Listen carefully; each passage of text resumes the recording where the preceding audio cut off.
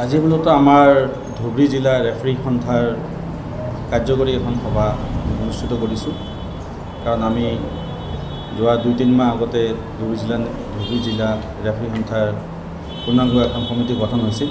তাত আমি প্ৰতিশ্ৰুতিবদ্ধ আছোঁ যে আমি কাৰ্যকৰী সভাখন অনুষ্ঠিত কৰি আমাৰ যিবোৰ সমস্যা আছে এই সমস্যাখিনি আমি আমাৰ মাজতে প্ৰস্তাৱ আকাৰে লৈ সমাধান কৰাৰ আমি চেষ্টা কৰিম। পলমকৈ হ'লেও আজি এই সভাখন আমাৰ গৌৰীপুৰ ক্ৰীড়া সন্থাৰ কাৰ্যালয়ত আমি অনুষ্ঠিত কৰিছোঁ আৰু ইয়াত কেইবাটাও আমাৰ গুৰুত্বপূৰ্ণ প্ৰস্তাৱ আমি গ্ৰহণ কৰিছোঁ। যেনেকৈ প্ৰথমতে আমাৰ জিলা ৰেফাৰী সন্থাৰ এটা স্থায়ী কাৰ্যালয়ৰ কাৰণে আমি জিলা ক্ৰীড়া সন্থাৰ ওচৰত আমি আবেদন ৰাখিম।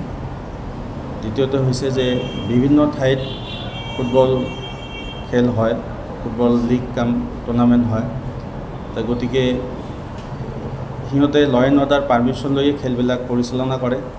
ৰেফাৰী কোনো ধৰণৰ যিকোনো ৰেফাৰী আহি খেলবিলাক চলাত এটা কাজিয়া পেচালৰ সৃষ্টি হয়। ফলত আমাৰ ৰেফাৰীসকলে আমি এটা বদনাম হ'বলগীয়া হৈছে। গতিকে যিকোনো খেলৰ বিশেষকৈ ফুটবলৰ পাৰ্মিশ্যন দিলে এইটো যাতে আমাৰ ৰেফাৰী সন্থা বা ডিষ্ট্ৰিক্ট স্পৰ্টছ এছ'চিয়েশ্যনৰ লগত এটা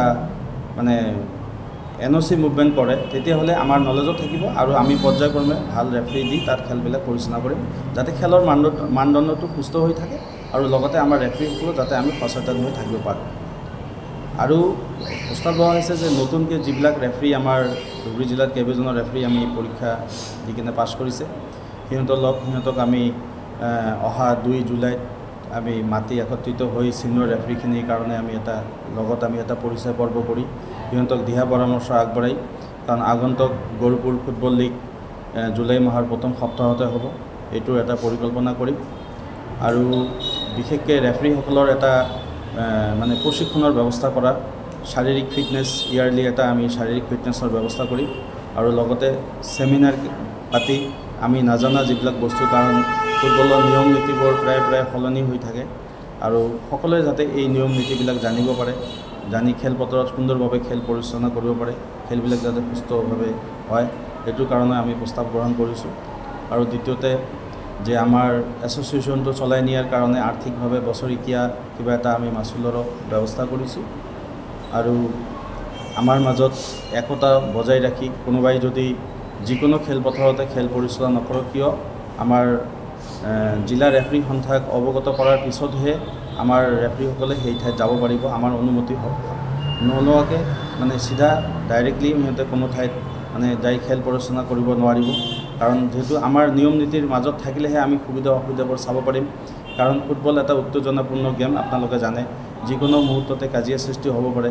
গতিকে যিজন ৰেফাৰী বিশেষকৈ খেলপথাৰত খেল পৰিচালনা কৰিব, তেওঁ দক্ষ হোৱাটো খুব প্ৰয়োজনীয়। আৰু ৰেফাৰীসকলৰ গোটেইখিনি মান সন্মান তাৰ ওপৰত নিৰ্ভৰ কৰিব। লগতে কমিটি এখনো যেতিয়া ৰেফাৰী খেল চলি থাকিব, কমিটিখনো বহুত দায়বদ্ধতা থাকে। গতিকে খেলবিলাক যাতে সুস্থভাৱে হয় আৰু ফুটবল খেল বিশেষকৈ এটা হয়, তাৰ কাৰণে আমি এইটো ব্যৱস্থা কৰিছোঁ যে জিলা ৰেফাৰী সন্থাৰ অনুমতি নোহোৱাকৈ কোনো কমিটিও যাতে খেল পৰিচালনা নকৰে বা ৰেফাৰীও যাতে পৰিচালনা নকৰে। ধন্যবাদ দিছোঁ, আমাৰ সাংবাদিক বন্ধুসকলক ধন্যবাদ দিছোঁ ইয়াত অহাৰ কাৰণে।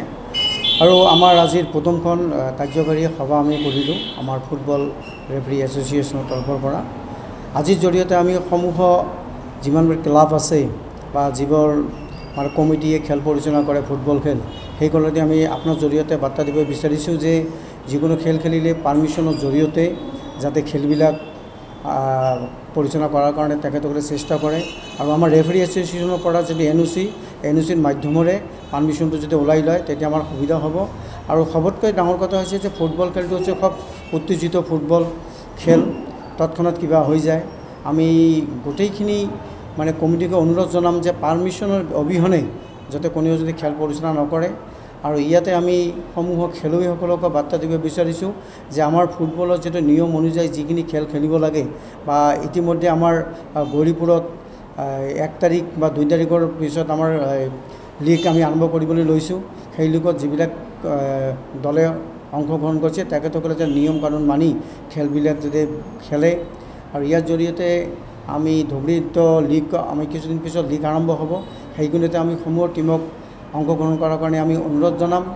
আৰু এইখিনিতে এটা ডাঙৰ কথা হ'ল যে আমাৰ নিৰাপত্তা যিটো দিব লাগে আমি প্ৰশাসন বা আয়ুক্ত মহোদয়ক আমি আপোনালোকৰ জৰিয়তে অনুৰোধ জনাইছোঁ যে যাতে ফুটবল খেলক এই পাৰ্মিশ্যন অবিহনে যদি ক'তো খেলিবলৈ নিদিয়ে তাত আজিকালি খুব মাৰপিটটো অলপ বেছি হয় সেইকাৰণে নিৰাপত্তাৰ অভাৱত আমাৰ ৰেফাৰীসকলে ভুগিবলগীয়া হয় সেই ক্ষেত্ৰত মই আয়ুক্ত মহোদয়ক অনুৰোধ জনাইছোঁ আৰু আমাৰ পৰা NOC লোৱাৰ পিছতে আয়ুক্ত মহোদয় যাতে ফুটবলৰ পাৰ্মিশ্যনবিলাক দিয়ে এইখিনি আমি অনুৰোধ জনাইছোঁ পৰৱৰ্তী সময়ত আৰু কিবা হ'লে আপোনালোকৰ জৰিয়তে আমি জনাই দিম সদৌ শেষত সকলোকে ধন্যবাদ জনাইছোঁ ধন্যবাদ